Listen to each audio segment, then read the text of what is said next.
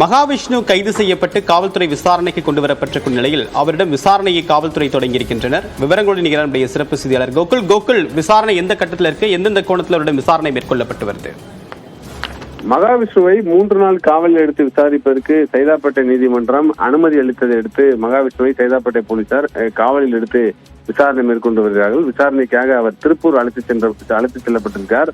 அங்கு அவருடைய வீடு மற்றும் அலுவலகத்துல நேரில் அழைத்து சென்று சோதனை செய்து விசாரணை மேற்கொள்ள இருக்காங்க. குறிப்பாக மகாவிஷ்ணு இந்த வீடியோ மட்டுமில்லாமல் பல்வேறு சர்ச்சைக்குரிய கருத்துக்களை பேசிய வீடியோகள் எல்லாம் காவல்துறையுடைய விசாரணை வளையத்திற்குள் வந்திருக்கிறது. குறிப்பாக பாலியல் உறவு குறித்து மகாவிஷ்ணு பேசிய வீடியோவை காவல்துறை ஆய்வு செய்து இது குறித்து மகாவிஷ்ணுடன் விசாரணை மேற்கொள்ள இருக்கிறார்கள்.